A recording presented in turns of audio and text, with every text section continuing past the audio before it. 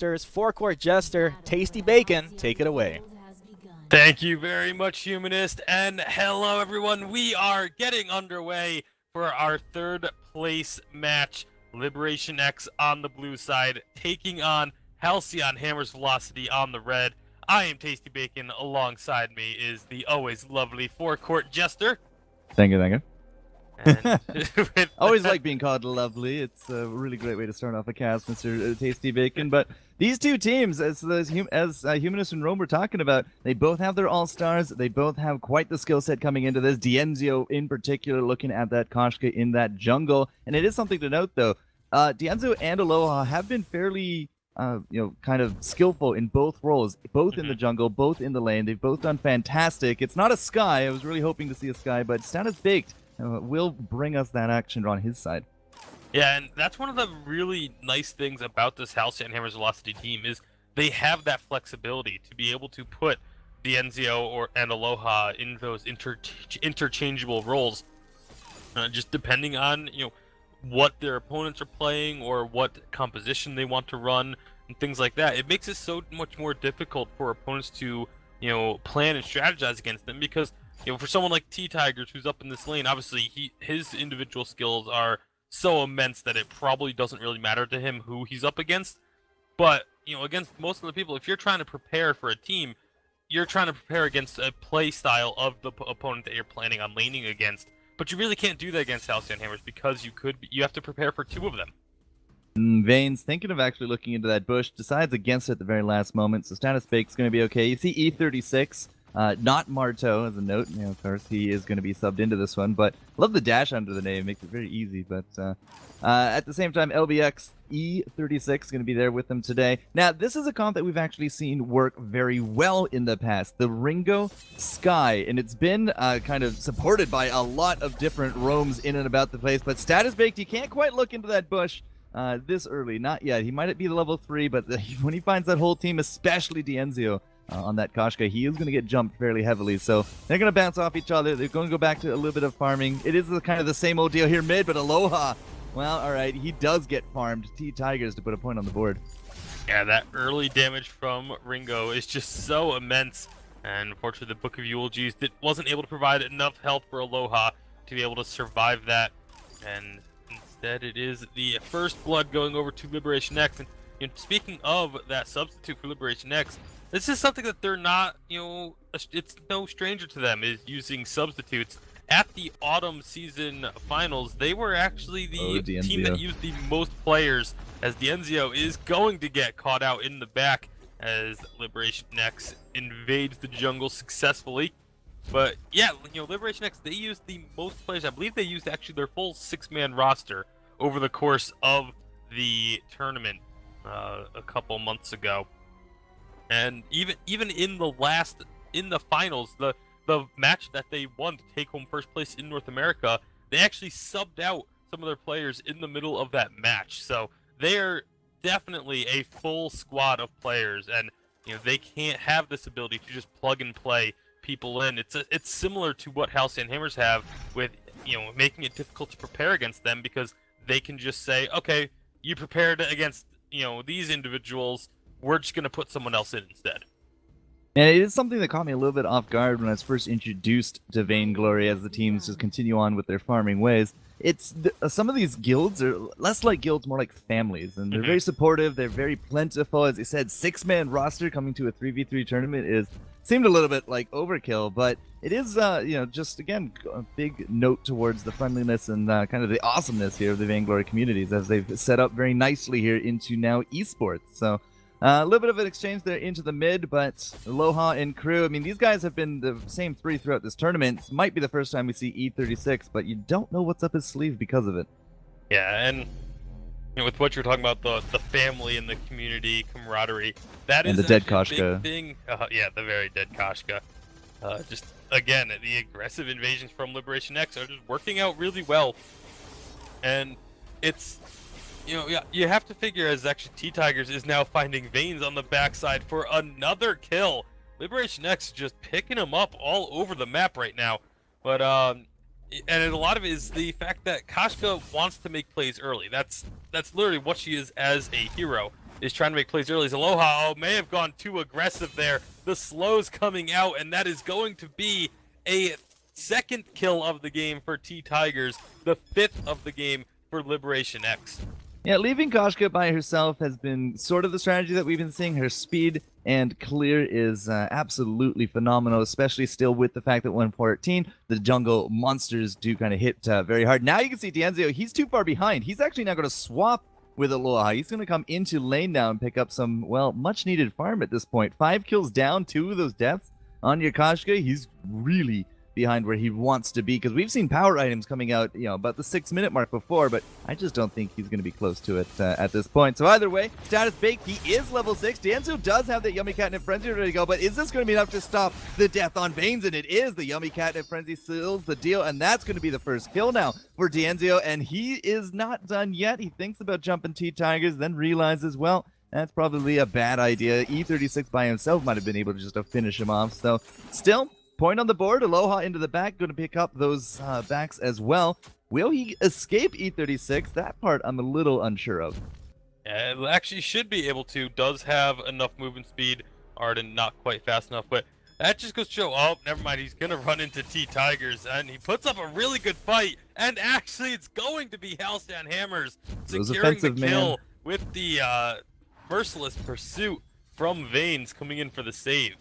And all of a sudden, Halcyon Hammer's feeling a little bit better about that one. D'Anzio got a little bit of farm. He now has at least another step towards that item that he's looking for. He picks up his own backs for what seems like the first time in an eternity.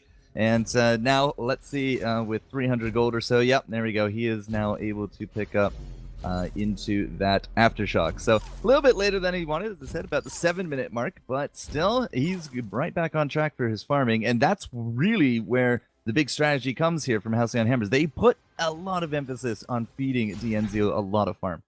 Yeah, and how important was it for D'Anzio to go up into that lane and pick up that wave of farm that he did secure right before that first kill came through? It got him enough experience to hit that level 6 and get that Yummy Catnip Frenzy available, which is really why they were able to pick up that first kill without losing anything further. And should actually be pretty happy. Obviously they'll be looking at the scoreboard as well, and we'll know that D'Anzio did pick up his first item around the same time as Status Bake did on that Sky. They both got their Frostburn for Sky, the Aftershock for Koshka.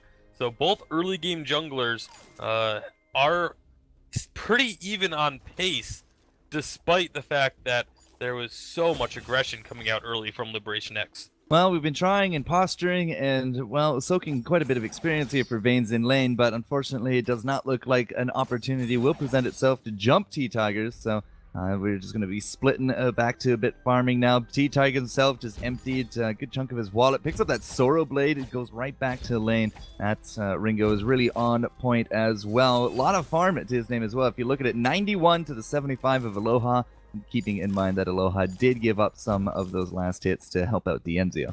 Yeah, they're making way down to the shop now because they do have enough gold to pick up a couple more tier 2s. Not quite enough for the Fountain of Renewal. Veins is going to need about 250 more gold for that. So he goes back up to the lane to try and pick that up with the Iron Guard contract from Aloha's farming.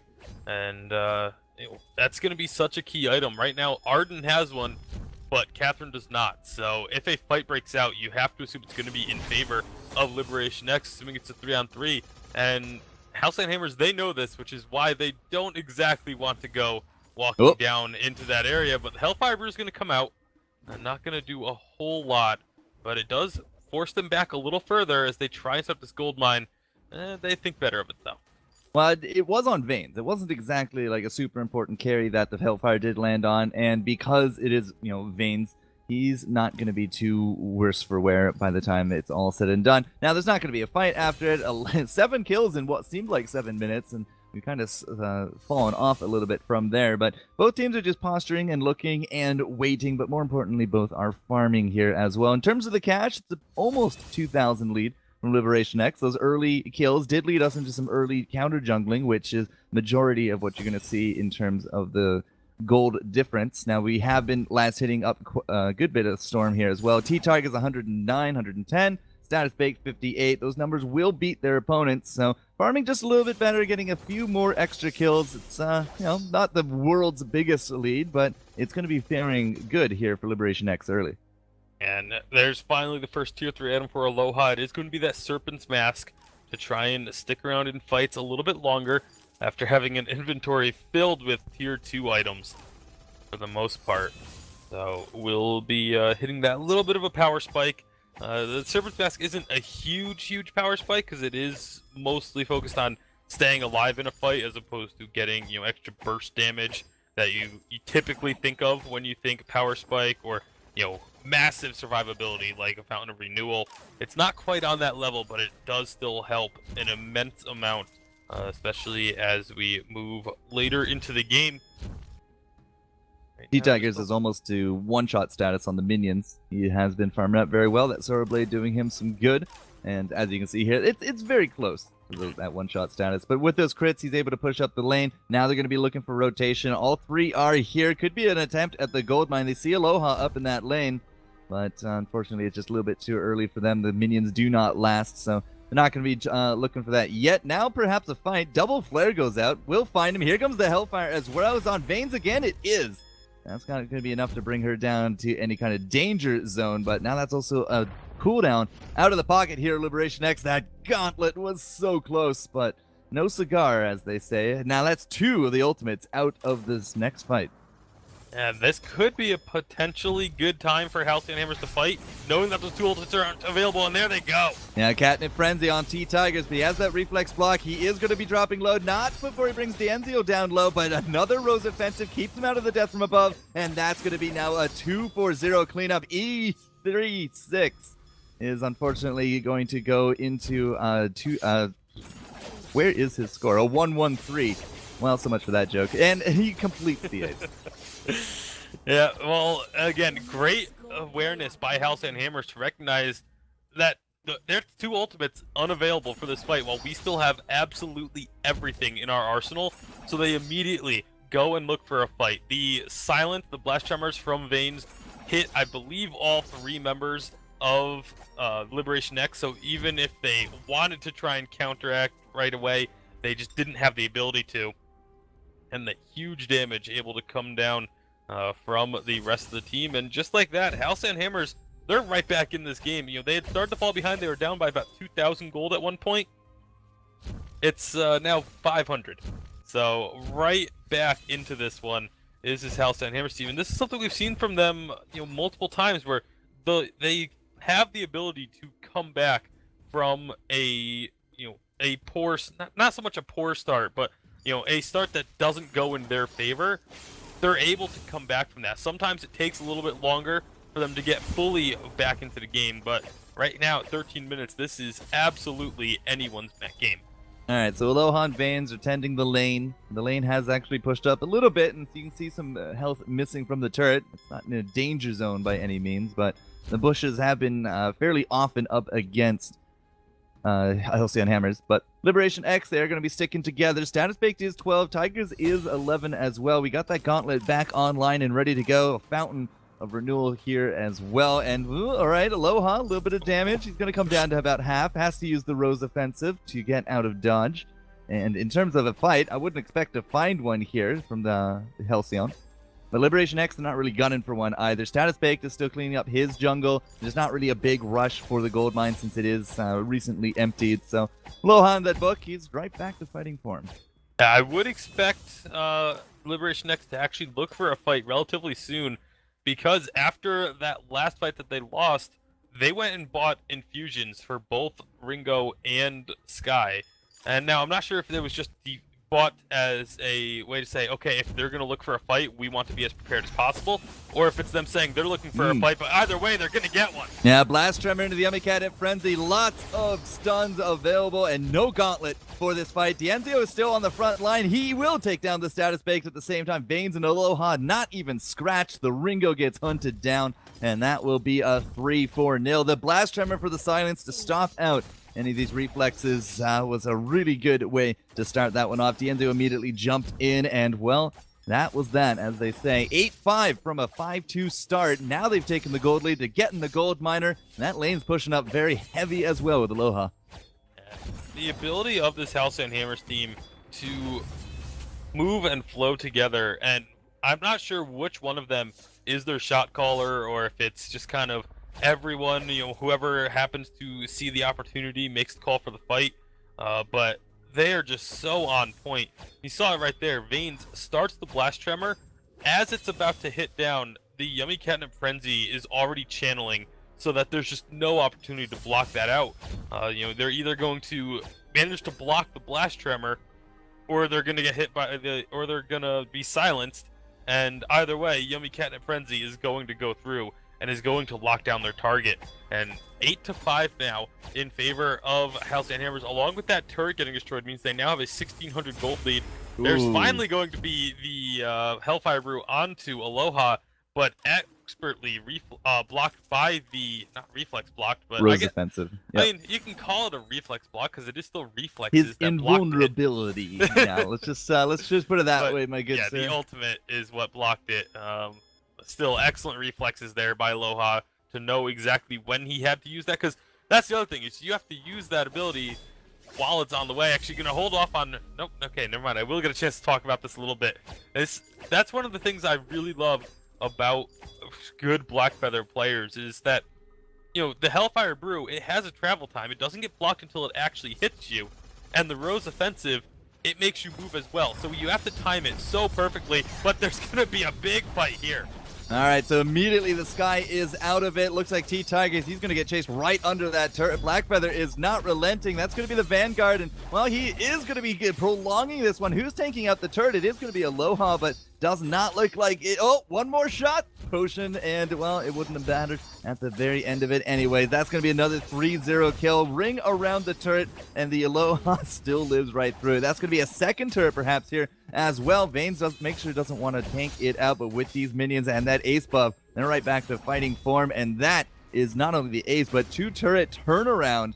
And at 17 minutes in, I mean, they could go for Kraken. Doesn't feel like they're gonna. It's a little bit too late, I think, now. But, man, we haven't had a kill for LiberationX for a while now, haven't we?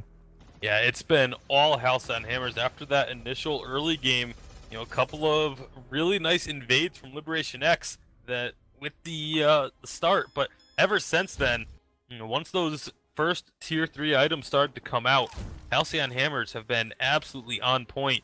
And it was all off of just capitalizing on that one situation where they knew that there were 2 ultimates down, and they had everything. That is where this game turned for Halcyon Hammers, was the fight that they took immediately after that situation. So again, it's that heads-up play that got them into this lead, and now they're sitting on a 4,000 gold lead, and with Kraken available and pretty much everything going in their favor.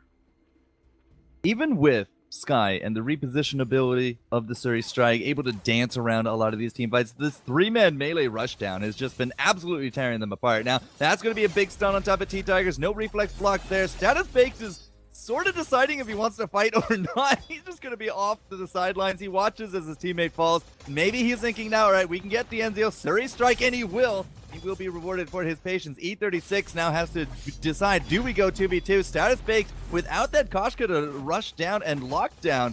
Now Status Baked is trying to do his best to dance around as much as he can. Another Surrey Strike, but dies along the way. The death from above, unfortunately, just not nearly enough. And now Veins and Aloha going to be pushing back E36 as well. Still, it's finally a kill to LiberationX, but they still lose the fight 2-1. They lose the fight 2-1, but they don't give up the ace. And that's a really important thing, because these minions are not going to have that extra ace buff. And if that had been an ace, it would have almost certainly been a crystal turret going down as well in favor of Halcyon Hammers. So getting that kill was really big for LiberationX, and that's going to give them just it buys a little bit more time. And that's really what they need right now. Koshka is a hero that we always talk about how strong her early game is and how hard she can snowball, and she has snowballed. Don't get me wrong, it's a very strong Koshka. It's going to be very difficult to deal with, especially with triple Fountain of Renewal.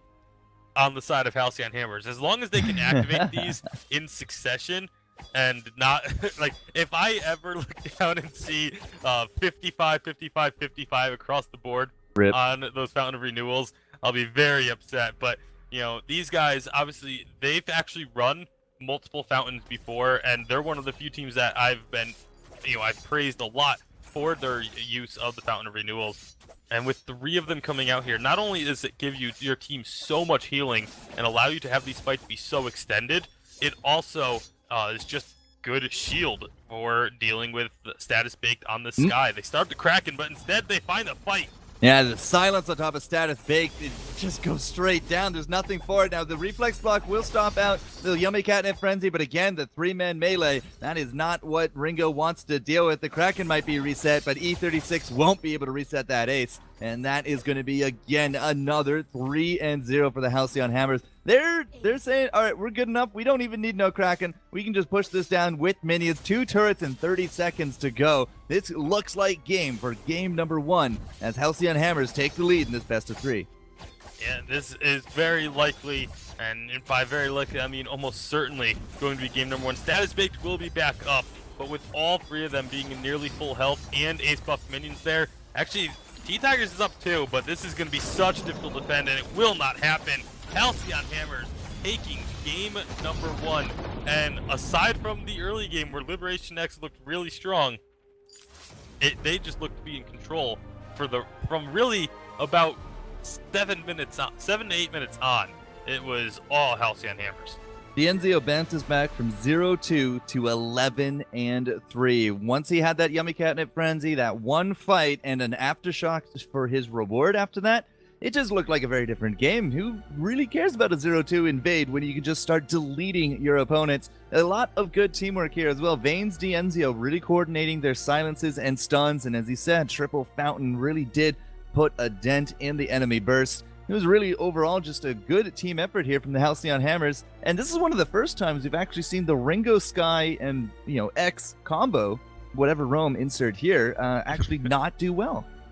Yeah, and I mean, again, it did do well initially. It looked really strong for LiberationX early on, but one situation where they got kind of caught out, and I don't want to blame LiberationX for that because the gauntlet was so close. If that gauntlet had connected onto Koshka, they would have just continued that snowball so hard. But it was just that one situation, and it was more Halcyon Hammers capitalizing than it was a mistake from LiberationX there. I need to stress that as much as I can. The ability of Halcyon Hammers to capitalize on that situation and turn the game around is what really won it for them. All right, so we're going to get the take of our analysts back in the lair of Rome and Humanist because we still have more games to come. So, guys, what did you think? Well, thank you, Forecourt and Bacon. I think Halcyon Hammers took game 1 here, Rome. That's pretty good to see your predicts coming out like that. But yeah, Halcyon Hammers, pretty convincing win after a shaky start. And yeah, I mean, Liberation came right out the gate swinging. They looked great, and I was pretty fearful for Halcyon Hammers' velocity after the first 5 minutes or so of that match. But how did they turn things around, and why were they so successful in doing so? The Halcyon Hammers velocity team, they played their excellent in general in terms of how they executed their abilities. If you saw last match, like this is exactly how they won ace after ace. Following up after Catherine was able to use her ult, silencing the entire team, Koshka jumped in, Yummy Catnip Frenzy, and followed up by Blackfeather. And this was getting very, very repetitive, and it was excellent coordination and communication on their part. Yep. What LiberationX failed to do last game was they noticed this, like they let it happen over and over again, and I felt if they were able to crucible and negate that silence coming out of that Catherine, it would have helped them so much more in terms of avoiding that hard engage and making sure that the other team doesn't dive too far into their backlines. But MVP has to go out to Vaynes for that first game. I think Vaynes was the crucial role in helping his team win. Yeah, definitely. I mean, that's exactly what I was about to say. I think Vaynes was the pivot point for that team. It was all about those silences. And I can't even count how many 3-man silences he got there, but I don't know how much it is of Vaynes being, a great Catherine player, or, LibX having positioning errors, or, it's a combination of both. But, from your perspective, Rome, was Liberation X like faulty in their positioning, being able to get caught with a 3-man silence when you know it's so important that you don't? Well, this actually goes back to the game yesterday when they played against Gangstar Sirius. I felt that they should have won that game, but in the end, they lost due to their communication and due to how they were coordinating with amongst the team. And if they want to beat Halcyon Hammer's Velocity today, they will have to fix this very fast. With that second match coming up, and this is do or die for them. Yeah. And with the way Halcyon Hammer's Velocity is playing, I'm not too sure they can have anything to do against it. Yeah, Halcyon Hammers. I think it was Forecourt and Bacon. They were talking about how there was that one moment where the gauntlet went down, missed, and they capitalized on that situation and really never looked back. And these guys, I think they smell blood, and they're gonna go for it. So Halcyon Hammers, let's see if they can secure game 2 here. Did LibX take the victory, push it to match number 3? Only time will tell. But do you think that we see the same kind of comp come out here? Because it felt like the Sky pick was doing pretty good work, coupled up with the Ringo, but like they didn't really have the whole tools that they needed, because like they would just get picked apart one silence and they're done. Is there something else that they insert into that, or is it just like they changed up their play style and play a little more passive, be a little more cautious when they're walking into those bushes? Like, I mean, what are your thoughts on that? I felt they had a way better way of playing, like especially a double carry composition, where they had Ringo, they had Sky, but they were always moving back and forth, like cutting backwards primarily. And instead, if Sky was always diving in really deep, it would force like the Halcyon Hammer's Velocity team to actually do like a different type of engage instead of going in on their terms after Catherine's silence. For sure. All right. Well, Rome, thanks for breaking it down. And guys, we do have drafts ready for the second match here. So we'll go ahead and get this underway, bring that up, and see if these guys want to pull out a different kind of draft, or they're going to go with the same kind of thing but play it differently. We're going to see right here. And Halcyon Hammers with the first band ready to set the tempo of this match. What do you take away from LibX? To be honest, like, they wouldn't be actually focusing on taking something away from LibX. Instead, what they should do here is ban something that will help them build a better composition in general. All right, well, with that in mind, it will be the Adagio ban, which is just, it's such a powerful ban. It really is, for so many reasons. It's going to be answered with the Fortress ban out of LibX, which is going to negate some of that aggression that's coming out of Halcyon Hammers. We did see them use it yesterday. DNZO was playing that Fortress, and it was actually pretty fun to watch.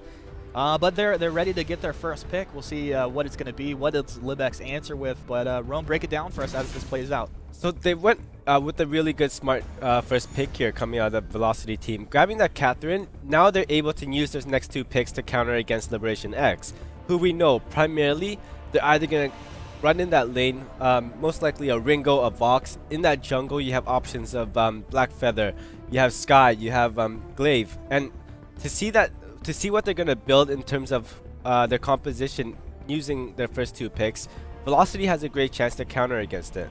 Yeah, I really love the fact that Adagio is banned out, and then with first pick Catherine, they really don't reveal anything. So great that you point that out.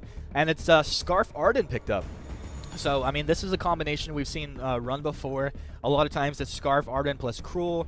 Do you think that's the direction LibX go for, or do they pick up something like Glaive? I mean, what are your thoughts there? I think Velocity will be trying to get themselves a Black Feather and probably a Sky right now, with LiberationX ending up probably getting a Glaive, whose status pick plays so well with.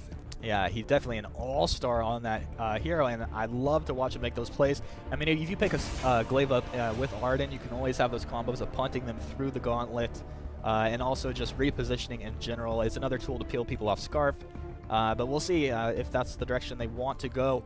Halcyon Hammer's Velocity, they got the Sky here. Now, when you see Sky Catherine, is there something that really comes to mind for you as the last pick? Yeah, Ringo or Black Feather is the perfect pick here. Just because Ringo up in that lane, he has that early game dominance where your composition will overall be more focused on that early game aggression, with Sky scaling out fairly well. But they also had a chance to go with Black Feather, who actually dives really good into that back line and is a great hero to go against Sky, to go against Scarf. Talk about Taka real quick here. We haven't seen a lot of Taka at all. Maybe a couple weeks ago, I saw one Taka pick, and it didn't. It fell kind of flat.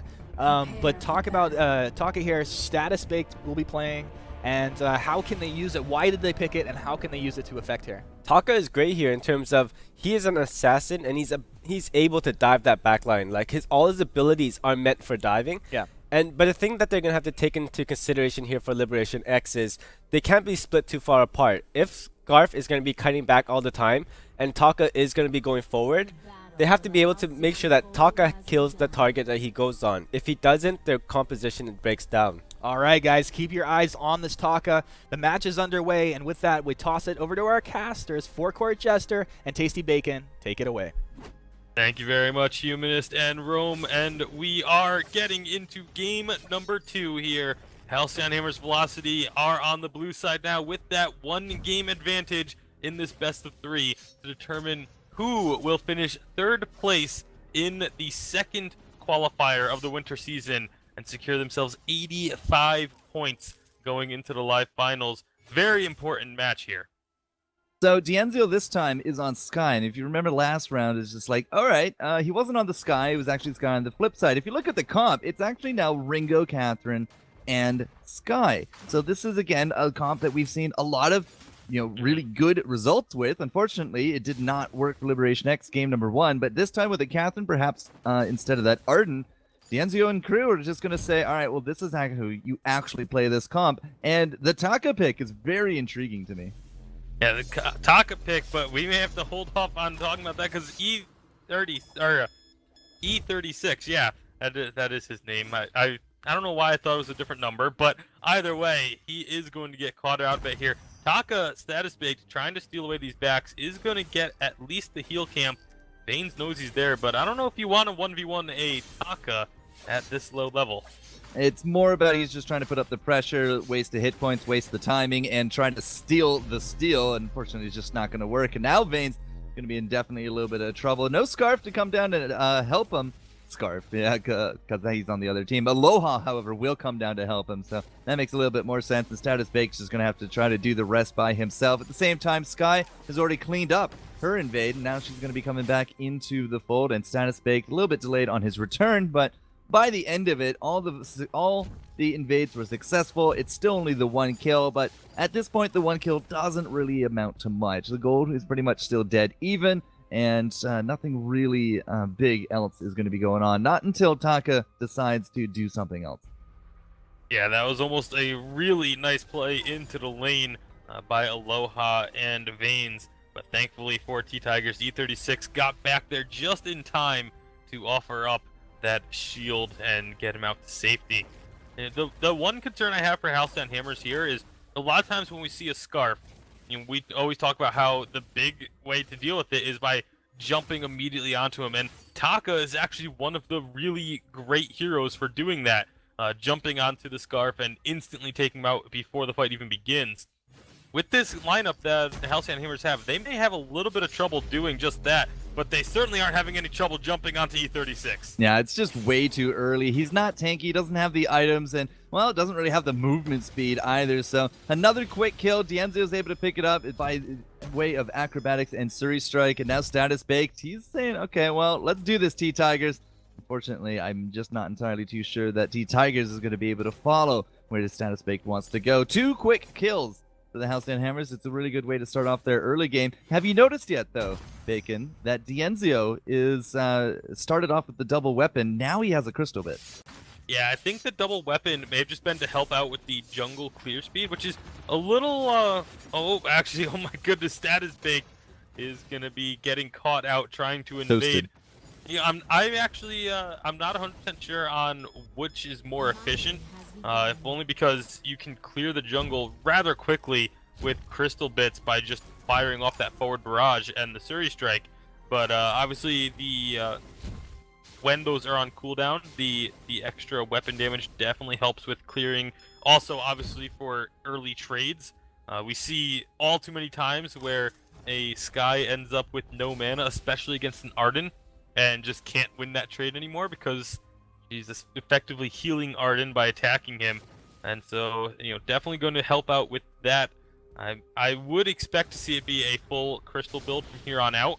but you never know. I mean, Halcyon Hammers, they do like to, mostly Kinetic that likes to pull out these stranger compositions, but, you know, obviously same organization, you know, maybe some of that's rubbed off. We'll have to see.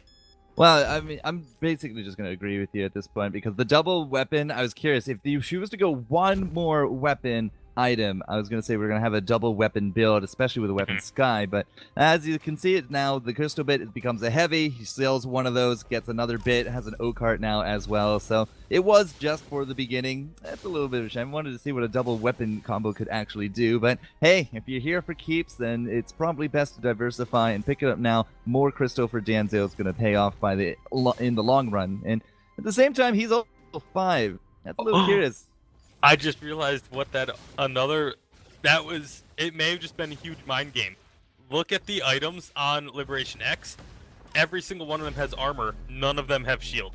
Yeah, that was going to be kind of the next pickup that I was very curious about. But Status Baked is level 6. Danzo does not have that Death from Above. Here comes that Dragon's Breath as well, but Status Baked is now going to be a little bit low, a little bit too low. I think Aloha is now going to be on that front line, and he just gets Zerg down. E36 with some sweet vengeance.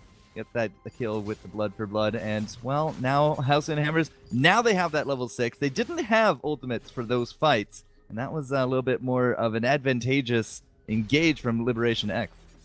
Yeah, definitely. Now they're trying to steal away the backs, but this is going to be Vaynes and Dienzio finding them here. And it's going to be Sky coming in. Where's the Series Strike to get that extra damage? Aloha is also coming down as well. This could turn very south for Liberation X, and it will. Dienzio just barely staying alive on the backside of that is going to recall. Taka just got the tension bow 6.5 minutes in, a little bit later than you usually like, but he didn't just rush it. So that's why it was delayed a bit, because he did get the health and armor along the way as well. And double armor pickups. 2 light armors, 1 on T-Tigers, 1 on Status. So even at the 6.5 minute mark, that's not too terrible to pick up that tension. And now his damage should be a little bit more explosive. An immense gold payout. Going to explode into the coffers here of Dienzio. And now, again, they have those level 6s. They're still looking for Vaynes to pick up the slack and get his ultimate. But when it comes to this next fight, I would expect some pretty heavy power to be on the side of Halcyon Hammers. Yeah, especially the first Fountain of Renewal is out as well, whereas E36, Aftershock too. He's going to be waiting a little bit for that because he opted to get the Storm Guard first, which did pay off. Got him the kill shortly after picking that one up, but they are going to be missing that tier 3 item, and there's going to be that tension, but one attack drops Aloha down to 1/4 of his health, and that's going to be something that Aloha's going to have to worry about really for the rest of this game, is the threat of Status Baked on this Taka, just popping the Kaku, going invisible, and jumping onto him for an incredible burst of damage.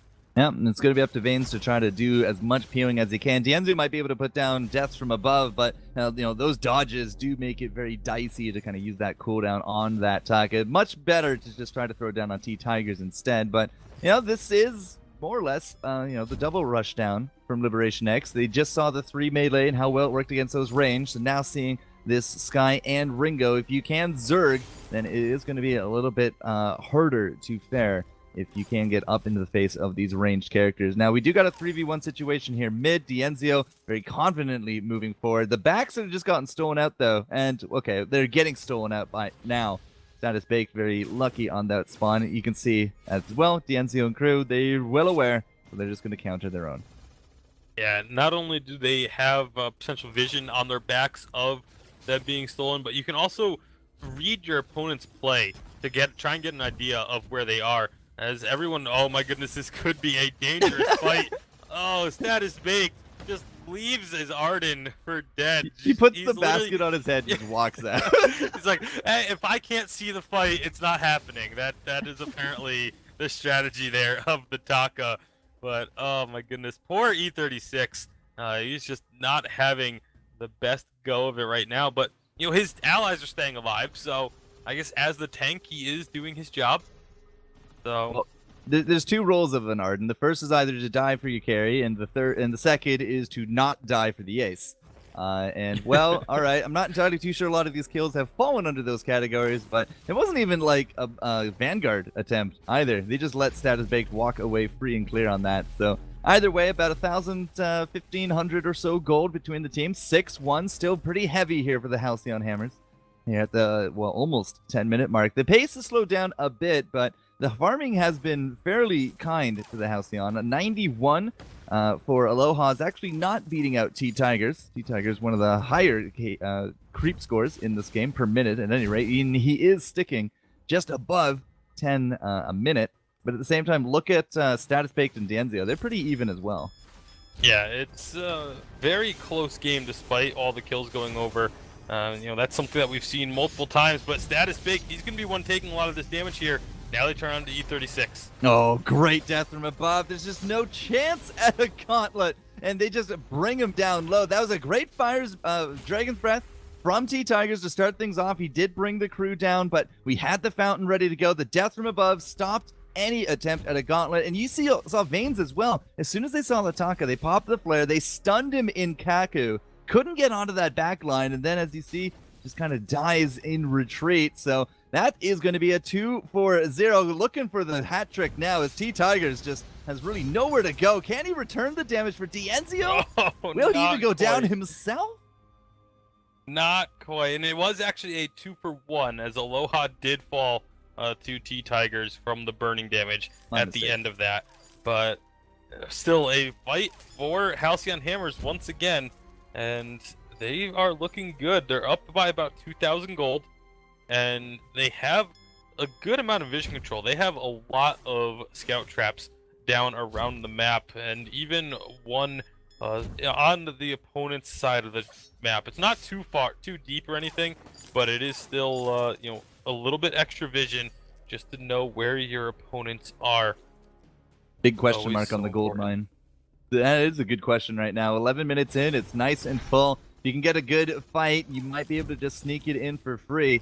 You can see some poke going back and forth, Spitfires and forward barrages, checking bushes for everyone. And at the same time, the tension is going to be very palpable here in the lane. They're just looking for that breaking point. Yeah, there are actually infusions on both Taka and Ringo, although Aloha's is going to be running out pretty shortly here. They do only last 2.5 minutes, and that's probably going to be something that LiberationX is definitely going to keep their eye on, because once that infusion goes down, they would actually have the advantage in a full 3-on-3 fight. And T-Tiger's just doing what he can to farm out this lane, trying to get some poke onto Aloha, but Aloha's doing a very good job of dodging out those Spitfires. So we don't have a reflex on E36. We do have one on Status Baked, but we don't have one on T-Tigers either. So in terms of like Veins and his preferred target, if he can get into the back and on top of T-Tigers, there's really nowhere for him to go. Like, there's not going to be a reflex block. We can Surrey Strike on over, and that's going to be a really easy target to find. Now they're going to find Status Baked, who's perhaps just a little bit too far forward. E36 with the Vanguard, but now the damage is already done. Veins is looking for blood. Can we get that stun? Can we get that rush down onto the T-Tigers? Well, that's going to be a gauntlet, and that allows the windup of the Dragon's Breath to come right through this. D'Enzio going to be low. Has that reflex. Isn't enough. Another Vanguard keeps Status Baked going, and now it's a 2-for-1 trade going over to LiberationX, but Veins gets one, cannot clean up the rest. It will be the ace to LiberationX and the first kill, or first fight that they've won this match. Yeah, and that is a big component of this. Any team with a Scarf is if Scarf can stay safe on the back lines, and that's precisely what happened. The Flash Tremor didn't actually catch T-Tigers, so he wasn't silenced. He was able to just put out damage from the other side of the garden of the Ardent Gauntlet. As try and combine both of those words into one, makes it sound far less intimidating. Say the garden wall. I did cleave and cone yesterday into clone. But see, at least the clone could be impressive. Like saying you're gonna get blocked by the garden wall doesn't quite have the same intimidation factor to it. Yeah, but think about Glaive and he gets the kill with a clone. Right. A clone of Glaive sounds pretty terrifying, not gonna lie. Having to deal with two of those, that is not something that sounds like I would want anything I would want to deal with. But T-Tigers, as long as he can stay on the back lines, you know, you mentioned he didn't have the reflex block before. He doesn't really necessarily need it early on because it is so difficult for them to try and get onto him as long as his positioning is on point. He does have it now, which will, of course, you know, it's pretty much a requirement in any high-level game to have a reflex block of some kind. Aloha and Veins, the only two that actually do not have that capability. Actually, no, E36 still does not have one either. But T-Tigers, as long as he can stay on the back lines of these fights and stay behind his allies, he's going to be able to just wreak so much havoc. Obviously, the shields are going to be start to come out. Dienzio does have the full, second tier of the shield item. Likely just going to turn that into an Aegis. Or I believe that is the Aegis. Yes, that is the Aegis. My apologies. Those shield items look so similar. But it is the They're all Aegis. yellow, man. They're all yellow and they all have that, just the shield on a diagonal. So, but it is the Aegis completed on Dienzio, which is obviously just to try and protect from this T-Tiger's damage because it's going to be immense. So, back to a little bit of farming, as LiberationX has been clearing, well, not only lane, but some of this jungle. Status Baked has been doing a few invades here and there, and Spitfires have been actually caught by Veins more often than not. He had been watching the battle of his health regeneration versus Fan the Flames. Gets the stun on top of T-Tigers. Is Dienzio going to go for it into the back? They've left Status Baked and Aloha, but Aloha is actually winning out that one. T-Tigers is not winning out this one. The Surrey Strike is going to be enough. Status Baked has lived. Would you believe there's not going to be an ace here unless they just blind check that bush, and it's not going to be enough. But Status Baked against Aloha, it was just a bullet frenzy, and Taka couldn't deal. He used the Kaku to get out, and he just hid and ran away. He will prevent the ace. But the team getting split up like that did not do them any kind of favors. We didn't have, a good opportunity for a gauntlet. In fact, the gauntlet's still off cooldown. And T-Tiger's getting zerged like that. This is why I was suspecting he needed that reflex block a little bit earlier rather than later. But, all right, you split up. That's a big opportunity for some map dominance here from Halcyon Hammers. Yeah, and I would actually like to see... I like the idea of jumping onto Ringo as the Taka. He doesn't have any armor whatsoever, so that's where you're going to be able to do the most damage, outright. But at the same time, I feel like Dienzio needs to be the focus target from all three members of LiberationX, because Dienzio is going to have aside from a Merciless Pursuit, has the easiest time of trying to jump onto the back lines and jump onto T-Tigers. So if you can take out Dienzio, it's sort of the same thing where, obviously you have Status Baked to deal damage, but so much of your composition relies on keeping T-Tigers safe.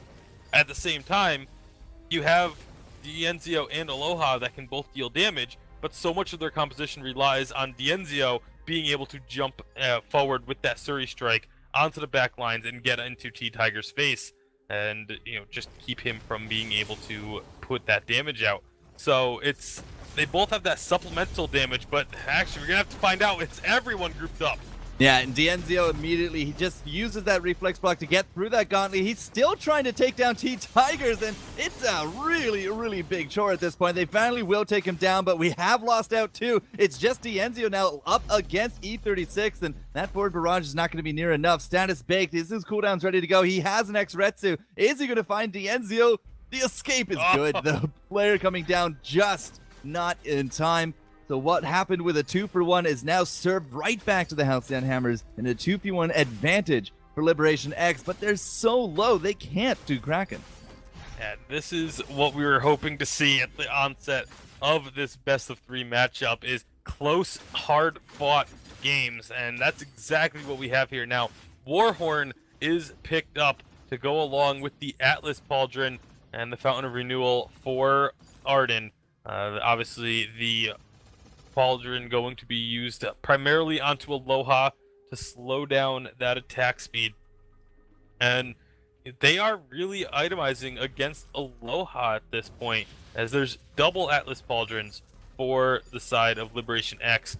So even though Dienzio is the one that is really the big threat for T-Tigers, it looks like they're, as a whole, are primarily more concerned about the damage that can come out of Aloha. And rightfully so. Obviously, Ringo in the late game carry stages does an immense amount of damage. But we'll have to see if they can keep T-Tigers alive and if they can get their target, as they are going in again. Flash Tremor goes down, but that gauntlet is ready to be used. The death from above. T-Tigers is a huge target, and Aloha just can't stutter step to victory on this one. Even Veins as the last one to drop. There's just no way of taking down T-Tigers. The fountains, the reflexes, and now those Vanguards. E36 is looking like a superstar by the end of it because T-Tigers is living through it. He has that Eve of Harvest on top of things. And with a 3-0, this is for sure a Kraken, a turret, and possibly even more. What an immense amount of trust there from T-Tigers. Stood right on top of the death from above throughout the entire duration of it in order to get the ultimate channeled and get his abilities out before that.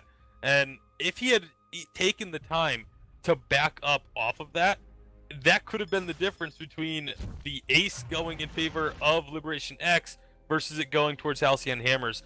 But he had the trust in his allies to get that Fountain of Renewal, to get the shield from Arden, and it worked out to perfection. The little bit of fortified health going a long way, and able to stay alive throughout that fight, despite pretty much doing exactly what Halcyon Hammers wanted to happen in standing on that death from above.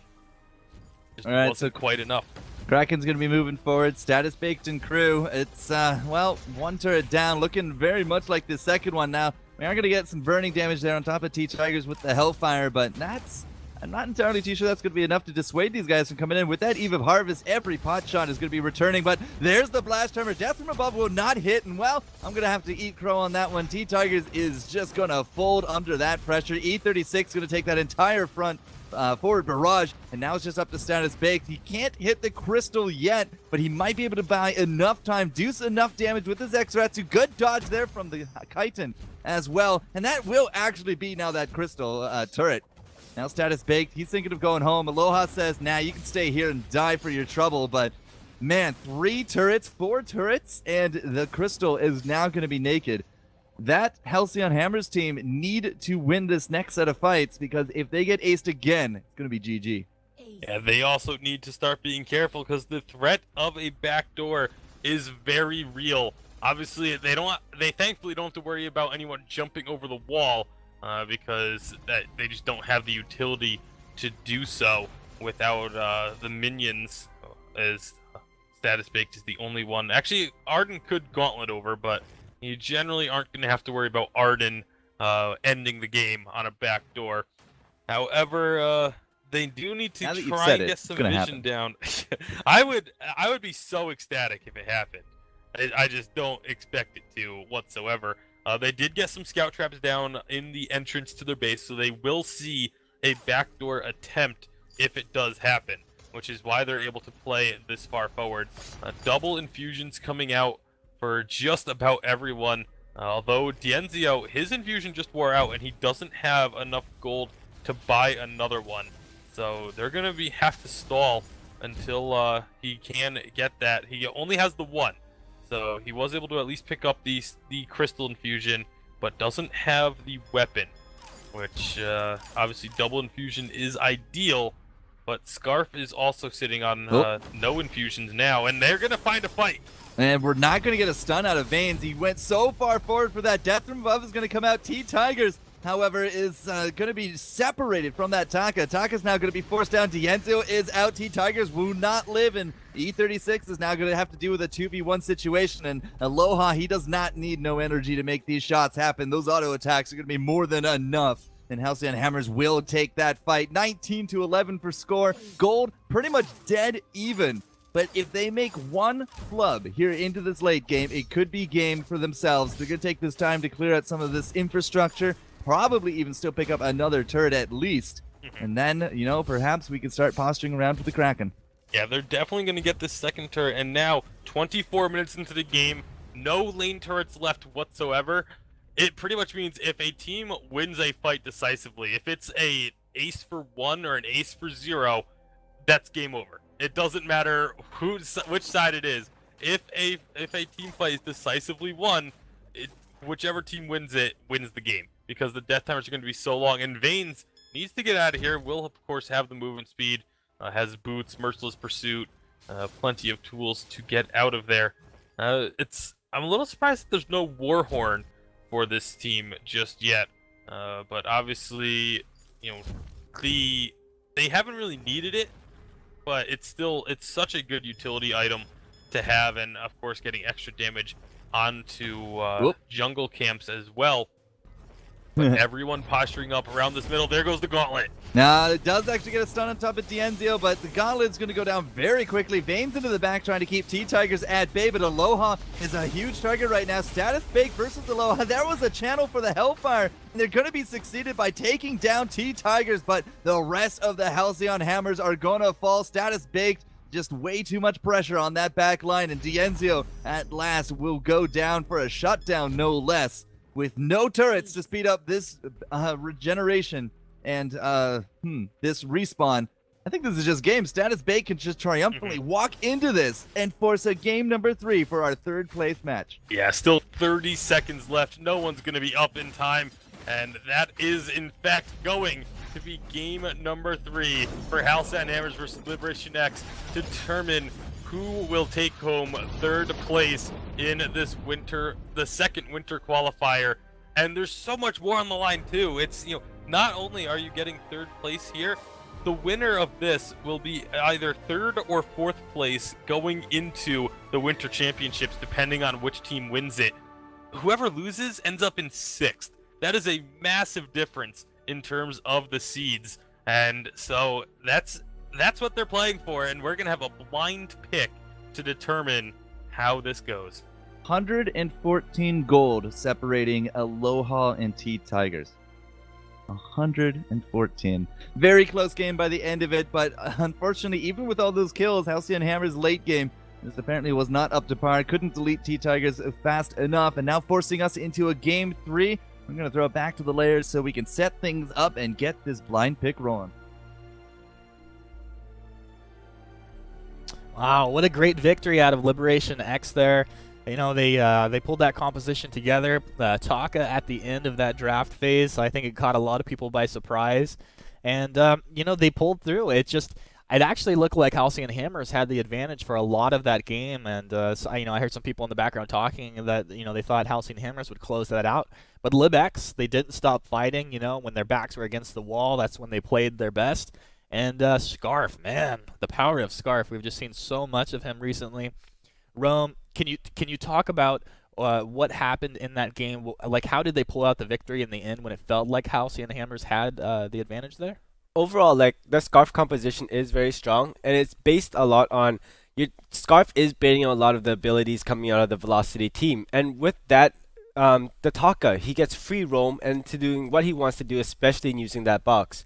But I think Halcyon Hammers, they were pretty far ahead by a reasonable margin in that early and mid game. Yeah. And I think had Vaynes decided to choose and grab an early Warhorn instead of finishing his tier 3 boots, that would have made that much of a difference. But I had a feeling that they were that far ahead, and because he had a clockwork, he wanted to make sure that he had enough shield coming out of himself just to put himself out front all the time. Yeah. But rather, if you're going against a mage, securing and grabbing Warhorn as priority, in terms of getting one of those first tier 3 items, is probably far off a much better choice on their end. Yeah, I think you hit the nail right on the head there because Tasty Bacon, as they were breaking it down towards the end there, he was kind of analyzing the situation, and he said whatever team wins this next fight is going to win the game. It doesn't matter the respawn timers are so large right now, and either team has it can go either way. They're down to just a couple turrets on one side, an open vein on the other side, and it was like you said. I mean, with the Warhorn, they would have been able to get on top of them. When I watched that last fight, the Catherine silence came out. It hit 2 people, but they weren't able to jump on top of them before the silence ended. And then you see Scarf wind up that dragon breath and just start eating people alive. So, with that, I think if you have any final thoughts before we get into this blind pick, I'd love to hear them. But man, I'm excited. We go into game 3 here. Going to this last match, both of these teams fairly have a lot of comfort picks that are similar to each other. Yeah. In terms of those laners. You see a lot of Vox coming out of Dienzio. You see a lot of Ringo coming out of Aloha, but the same can be said for T Tigers, as he is primarily the laner for the Liberation team. But like I think the difference here will come down to the jungle, and whichever jungle has more dominance in that early and mid game, I think it gives their laner a way better transition towards like building up like a couple tier 3 items and getting through that late game. All right, well, we'll see. I think if we have that blind pick ready, we'll go ahead and bring that up right now and hop into our match 3. See who's going to close this series out. Will it be LiberationX? Will it be Halcyon Hammer's Velocity? Let's see, guys. Will we see that mirror match like we saw before? I mean, these guys, they have the ability to pick up whatever they want. They're going to go for comfort picks. They're going to kind of, keep in mind what is their opponent good at. But do you feel that these guys have a similar enough playstyle where we see that? I'm pretty sure that it will be like a mirror comp in terms of we see a lot of North American teams running that Fortress, running that Catherine. And right now, Status Big is highlighting over that rhyme, and I highly suggest that he doesn't do it. And is it just because you think it's a stronger hero in general? It's better with the composition? We know Rhyme is pretty good against melee heroes. He is pretty good, but they did this exact same thing yesterday, and it totally bombed on them for like after 10 minutes into that third match against Gangstar Sirius. But he played it so well early, and then he kind of fell off towards the end, which doesn't make sense because Rhyme scales very well. Do you think maybe they learned from that? I'm not too sure, but I'm hoping that they do get a Fortress this one so that we have a couple mirror matches coming out through today. Oh, you're a dirty man, Rome, with those mirror matches requested. But yeah, I mean, we can see that for sure. It is pretty fun to see the mirror match, really. But one of the funniest things is for our casters, of course, because they're calling the same spells back and forth. But yeah, we'll see. These guys lock it in, and we're gonna get it again. Rome, so on point with his predictions, and I guess he just knows the scene too well. But they love these picks, and with them, we know the teams are pretty similar. Do you think one team has the advantage with this lineup? To be honest, I have to put my favorite towards the Velocity team this one. And although like you have like a very strong laner, you have a very strong jungler coming out of both teams, I think the roaming position comes down to Vaynes, as he has a lot more experience in terms of grabbing those items, and he always positions himself in a very fashionable way where he baits out a lot of the skills coming out of the opponents. All right, well, keep your eyes on it, guys. And with that, Forecourt Jester, Tasty Bacon, take it away. Thank you very much, Humanist. And we have the mirror match. It is the best part of a blind pick game 3. Getting to see both teams playing the exact same comp. It comes down to who has the better strategy, who has the better skills, and we're going to find out the answer to those questions if it is Halcyon Hammer's Velocity or LiberationX, as they are tied 1 apiece, looking to secure 3rd place in the second winter qualifiers. Tasty Bacon alongside Forecourt Jester to call the action, and usually we talk about, this team was going to be able to do this earlier. They're going to, have to hold off to late game, but they're the same exact thing, so that kind of gets thrown out the window here. Well, when it comes down to the same exact thing, who's going to play it better? Who's going to build better? Who's going to invade better? There's a lot of different ways that you can differentiate yourself from your opponents, and well, so far it's just going to be a lot of farming for these guys. Something that is catching me a little off guard is Dienzio, who's trying to actually duel out T-Tigers right here. Oh, didn't win. He's actually in lane with that Ringo. We've seen Dienzio on Fortress many times, but it's Aloha to be in the jungle this round. Yeah, and Aloha actually I do know is very much likes this Fortress pick as well. So it just kind of goes back to that whole, who do they feel is more comfortable or better suited for a certain situation.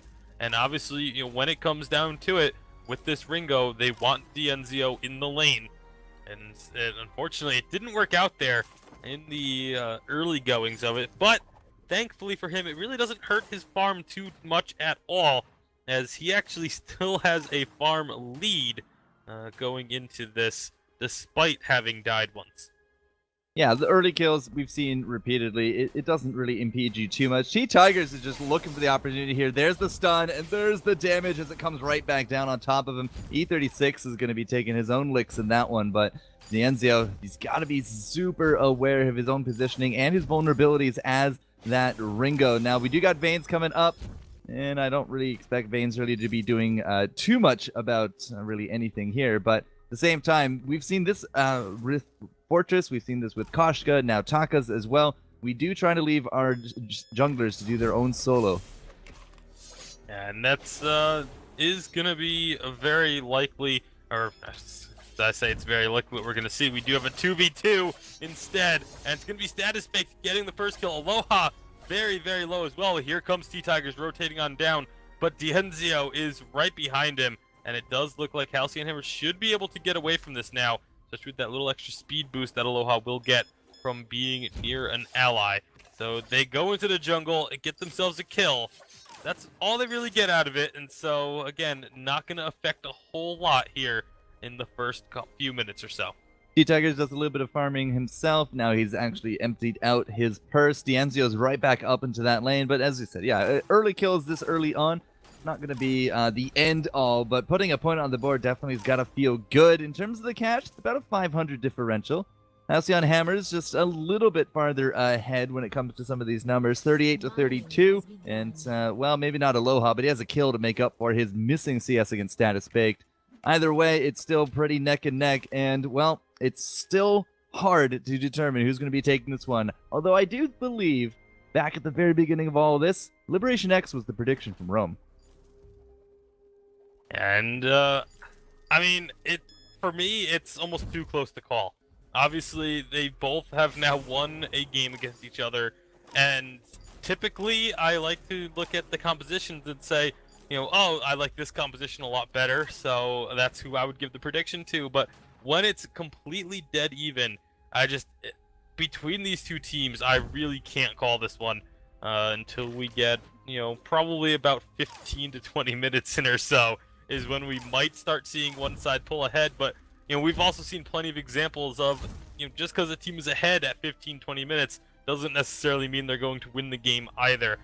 So I guess we just, you know, I'm going to refrain from trying to make a prediction on this one, and we'll just sit back and enjoy the exceptional gameplay that we can expect to see from these two top-tier teams. Sorry, all I heard is that you're a little bit too chicken to rise to the challenge. That's all I heard. I don't know what the audience I heard, haven't heard a prediction from you yet either, so. Nobody's asked. Okay. Well, you know, I'll spare you as the trouble, as it does look like Dienzio may have a little bit of an issue here. He hasn't moved in quite some time. Yeah, and that's not exactly an advantageous or strategic spot to do that either. Now you can see Vayne's also here to babysit, gonna get a little bit of farm, but oh, this is not what you want in a game number 3. All jokes aside, I'm gonna have to see what's up with Dienzio as pause. Thank goodness for the pause function. And we're gonna go ahead and while this gets sorted out, throw it back to the desk, give us some more insight on this, and you know, maybe see if Rome still feels the way that he does, if he still thinks LiberationX has the advantage after we've now seen the first few minutes of the game. All right, well, we have a little pause here in Rome, and it gives us a chance to kind of break down the early action in this match. Now, how do you think things are unfolding? I mean, with this mirror match and the teams, do you think one side's playing it better, in your opinion? Itemization, anything standing out to you, really? Right now, in terms of just primarily looking at the lane, I do see that T-Tigers has that advantage over Dienzio.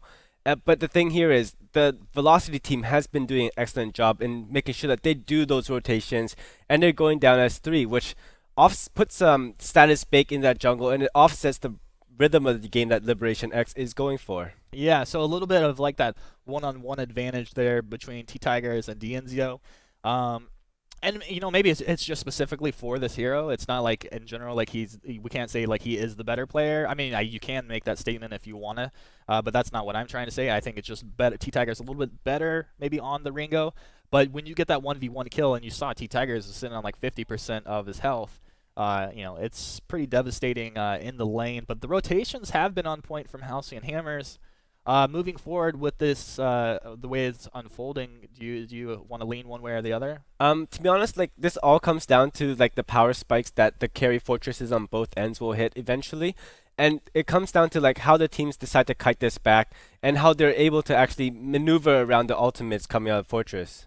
All right, guys. Well, keep your eyes on those fortresses. We're ready to get back into the game, so we'll jump to it. Tasty Bacon, Forecourt Jester, take it away.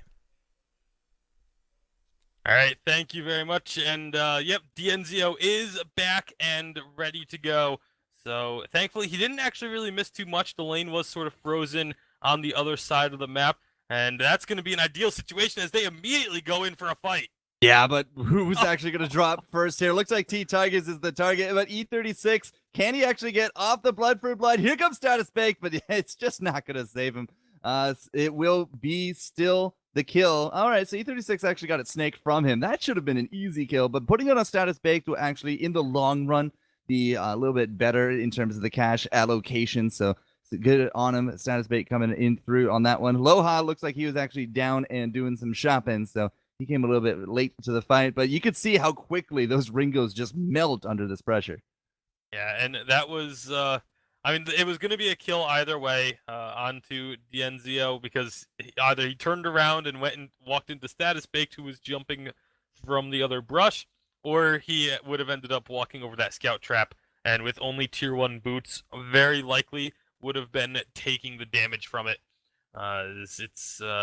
You have a very, very small window to not get hit by a scout trap if you don't know it's there, which now they do, as the flare did go down, so they will have full vision of that trap and can pop it when they have an opportunity.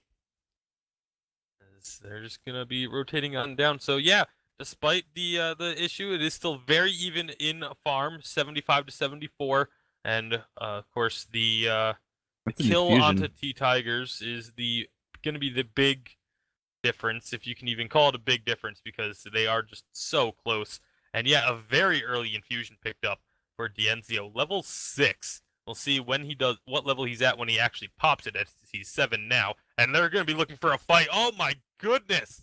Status Bake just doesn't exist anymore. Now E36 with that Catherine, just not going to be getting out of that, and the cleanup is really good. I heard somebody cackling maniacally. That's not the word. Yeah, I heard evil laughter. Yeah, thank you. Throughout the entire thing there. So not entirely too sure what that was about, but a quick 3 kills. Gonna go over to the Halcyon Hammers right there. Goldmine as well as Dienzio making use of that infusion. Comes to the fight, hits like a truck, takes the turret on the back of everything as well. And that's some pretty serious cash. Now going over to the Halcyon Hammers. Yeah, gonna get that 300 gold per player along with the gold that they got from those kills, obviously. So it does put them up to almost a 2,000 gold lead here at just before 9 minutes. Oh, but Vanes needs to be careful. He's in a ton of trouble, and he is going to be going down. You came to the wrong neighborhood there. Yeah, just a little bit. Gets collapsed on by all 3 members. And that's honestly the best way to get a kill, is to have it be a kill with 2 assists going over as well. You just get the most value out of that death. Money, money, money. Yeah, 2,000 Not only gold. money, but experience too. The experience is actually, honestly, probably the bigger part of it, especially when you are this close. 9, 8, and 6 for the levels across the board. T Tigers actually has his own infusion now, so liked the idea from Dienzio and said, you know what, it's a pretty smart one. Let's do that as well. And 2,000 gold between teams or so. I mean, yeah, if it ain't broke, don't fix it. And if you see a great idea, why not steal it for yourself? So who knows actually going to hit harder into this next team fight. Both of our Ringos do have those Sorrow Blades. It looks like just a little bit extra damage going to go the way of Dienzio anyways, though, because he does have that 6 sins. And I mean, that's only, I believe it's 30 weapon power for a 6 sins. And it's still 30 more than his opponent. It won't be when that weapon infusion comes out, though. True. Weapon infusion will provide quite a bit more. But right now, both minion mines are going to be taken, as Halcyon Hammers are securing theirs for that extra, not only the burst of gold, but the extra damage for those minions against turrets and heroes, with just 1 minion mine captured. Baines is just tanking up a storm. Jeez. It really is. And one of the other big things that we love to talk about here, the VGL, is the vision game. Right now, it's slightly in favor of LiberationX. as they do have a couple of more scout traps, as one of them does get popped. I only see the 2 currently for Halcyon Hammers, and they're both up just underneath their lane. The Enzio and T-Tigers duking it out again. They actually end up going pretty even on that one. And No infusions yet. yep, the infusion hasn't been popped. More items have been built by both of them. They both have that lucky coin. And very similar builds coming out from both of the fortresses as well. Both opting for the Aftershock first. And then it's a piercing for Aloha versus the Heavy Prism on Status Baked. But you have to assume they're both going to be going for that Broken Myth. It's just a matter of which tier 2 they got first. But that's going to be an Attack of the Pack coming out. And along with the Hellfire Ooh. Brew, so much damage. Yeah, Blast Tremor on top of it as well. There's no reflexes available. Now, the Gold Mine will still go over to the Halcyon Hammers. Aloha and crew, well, they're not bleeding enough. Oh, they my will goodness. survive. There's so many ultimates, but they will survive through that one. Status Baked actually got hit by a mine by the end of it, so no Gold Mine steal, no kills. And I gotta say, Halcyon Hammers, okay, Maybe spoke a a little bit too soon. too early. T-Tiger's getting a bit greedy. 1 kill to their bit number as well. LiberationX not getting anything out of that engage. Yeah, definitely. I mean, it looked like they were going to get so much out of that because they got the drop on them. The Blast Tremor came out from E36 first. The Attack of the Pack came out from Status Baked first.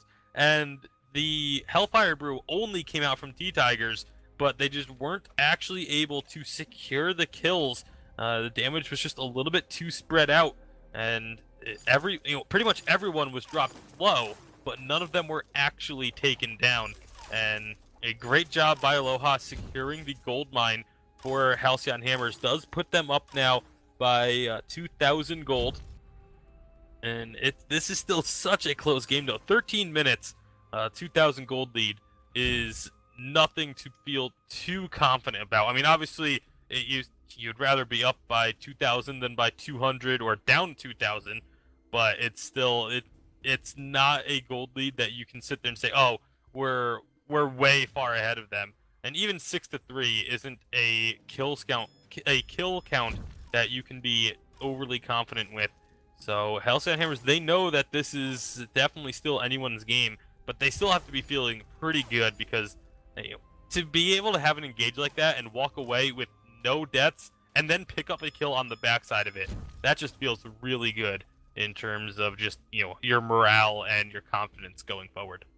Still lots of last hitting going on. 138 though for T-Tigers. He is about to continue on with the 10-a-minute streak or so. 134 for D'Enzio as he cleaned up that previous wave. Puts him pretty close and on par. 70 for Status Bake compared to the 71 of Aloha. So a lot of this gold differential is really just coming down to how many things have been stolen and how many kills we have on both sides. And overall, again, as he said, it's not really game-ending differences at this point. And these teams, both who do have a win on each other, this is all for the seeding, man. Like, this isn't for the championship. This isn't to make sure your tournament life is extended. This is for seeds, and neither side want to give up that very important higher ranking seed. Yeah, it's for seeds, it's for bragging rights, and it's even for a little bit of prize money as well. Obviously, the more of that you can get, the more fun you can have once the Winter Championships are over. Because obviously, nobody would be going out and having all that fun during the championships. You need to be in tip-top playing shape. And Halcyon Hammers and LiberationX, they both look like they are currently in tip-top playing shape. As a gold mine, did the gold mine actually? I don't think they captured it in time. They didn't. Nope. They didn't quite get it. The Kraken with the gold mine steal. That is one of the first in history, right there. But that is unfortunate. But obviously, nothing to really be too worried about. It wasn't going to be that big of a payout. It just would have been a nice little bonus to grab. Well, it's been pretty quiet here on the fold. Status Baked and crew just trying to farm up on their side, be very safe about it. They don't have that forward turret, so any kind of push up is very vulnerable to getting ganked, which is why they are hanging more back. T-Tigers, the custodian of the lane, is still leading over his opponent of D'Enzio in terms of the numbers. 164, still above that 10 a minute, which is still, again, pretty phenomenal, all things considered. And House look and at Hammers. these builds. Hmm? The builds are almost identical. Really, Yep. the only difference is Vaynes has a Goodbye, Warhorn Tigers. completed, and they're about to use it.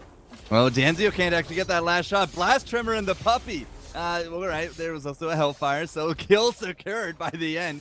Status Bake now going to get chased right through 2 sets of turrets, and Aloha looks like he's actually going to live right through it. He comes right back in, though. E36, not enough to survive. Vaynes is actually taking out this turret. D'Anzio will make it look easy by the end. 3-0. Halcyon Hammers catching T-Tigers, bringing him low. He was not part of that fight. It was essentially a 3v2. And Halcyon Hammers will now push forward again with the ace buff. Take down the turret. Now looks like they're going to break for the Kraken. And this should go pretty much into their hands. Yeah, T-Tigers just took so much damage immediately. I mean, he had the weapon infusion in his inventory. Literally the only 2 differences between the 2 teams was, or 3 differences. One was who got the jump on the other, and that was obviously Halcyon Hammers definitely got the jump on LiberationX. The infusion was on D'Anzio, where it was in the inventory for T-Tigers, and he wasn't able to activate it. And then the Warhorn to just solidify that chase. Those were the only differences, really, in terms of items or builds and effective stats available to these teams. And Halcyon Hammers taking that little bit of an advantage and turning it into a very, very convincing team fight, and then obviously then over to Kraken. And now Kraken's going to push in onto this final lane turret. LiberationX, they're going to try and defend here. How hard does Halcyon Hammers want to go in on this, though? Double infusions come up. Means that gives the idea that they really want to go hard for it. There it is. Couldn't quite get the stun there from Vaynes. The counter from E36 will keep him from getting that merciless pursuit going for T-Tigers, but the Hellfire over the wall, T-Tigers was definitely not prepared. He's now healed up from it, though, and it looks like that's going to be it for the usefulness of the Kraken. He'll get a little bit of splash damage here on top of the turret, but all things considered, it wasn't exactly the game-ending push that Halcyon Hammers were looking for. Now they've also given over quite a bit of gold to their opponents, and that's going to bring this gold difference down to about 2,500. Yeah, I mean, they didn't give away that much. They did still secure a turret off of that push. So, Halcyon Hammers, they got 900 gold to the 1,500 that was gained by LiberationX, just purely off of the objectives. Of course, there's also, you have to factor in then the gold from the minions and things like, and the jungle camps that they were able to steal away on their way out of the base. So all in all, it was still a advantageous play for Halcyon Hammers because they didn't go too hard for that fight. Very often we see teams that get that Kraken, it takes the first turret into the base, and then they try and go for a not so much a desperation fight, but they try and end the game right there, and we've seen it get turned around many a times. So Halcyon Hammers, they play it safe, they get the one turret, they back out, take away all the jungle camps, get as much gold as they can while simultaneously denying it from their opponents. And they know that they've been winning these last couple fights, so they can play it safer like this. They can just, wait it out, just go back, get some more purchases, get those infusions restocked and refilled, and then look for another fight on their terms when it comes time. So LiberationX on the turtle. We do got Halcyon Hammers a bit more on the offense, but 9 kills, 3, it's still not even really a huge gold difference, which is still a little bit mind-boggling. These late-game fights, these late-game aces, unfortunately, just have not been yielding the game-ending results that we've been looking for. So it's still pretty much anybody's game. Halcyon Hammers is a bit better off in terms of their structural integrity. They do still have all 3 of their lane turrets, whereas we got none here for LiberationX. So when it comes to a fight, if they do lose out, especially with another Kraken on board, could be some pretty devastating results. Yep, and this is, everyone's grouped up here. Kraken is available, so both teams, neither of them want to give this objective up. Obviously, for Halcyon Hammers, if they lose this fight and lose the Kraken, it's not the end of the world for them. They still have all of their turrets standing, so they're going to be guaranteed to get back up before their base is destroyed. But the fight is on. Aloha, he's just bouncing around. He's looking to get on top of T-Tigers. Status baked down to half it, though. Ringo is out, and we do trade out for the Ringos, but that is one Fortress kill for none, and that is now the Catherine to be solidified as well. We do trade it 3-1, and Halcyon Hammers again are looking very strong here into this late game. Their fights are just a little bit better, and they still will take that advantage. Yeah, they are actually going to opt to push in with these minions. Minions are still pretty far from the base, but with 20-second death timers, you have to assume they're going to get at least one turret off of this, but they need to be so careful that they do not get caught at the back end. No, they are actually going to change their mind. That could be I mean, it's not going to when you cost go them one much. way and then you change your mind and go the other, well, you just kind of lose the advantages of both. Yeah, so they should still be able to take this Kraken, unless Status Baked and T-Tigers can really rush down here extremely quickly. But actually, it does work out that they pushed in the lane far enough that Status Baked and T-Tigers, they opt to actually clear out those minions from their base instead. They definitely could have rushed down. The minions wouldn't have taken a turret on their own with only one minion mine being taken. So it does work out for Halcyon Hammers in the end. They get the Kraken. They get their infusions now coming up. Double infusions for all three of them. Not double infusions for everyone on the side of LiberationX. In fact, no infusion onto Status Baked currently. This could be a very bad situation. It's in his inventory. He has the one, but it's still against doubles. Yep. It's could get pretty dicey here.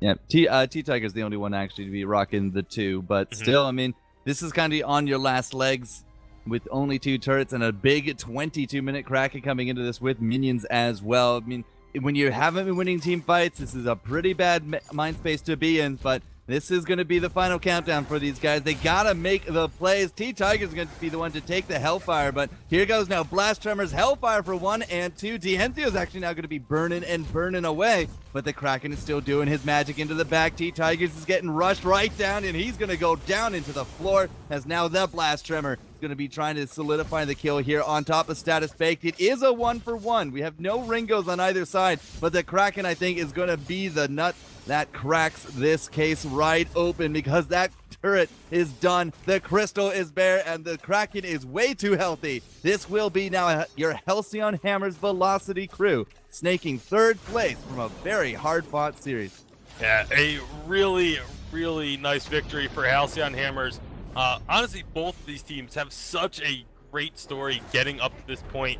LiberationX obviously had won the autumn season for North America, didn't even place in points. They got knocked out in the round of 32 in the first qualifier and come all the way back to finish in 4th. Halcyon Hammers, though, even bigger story for them.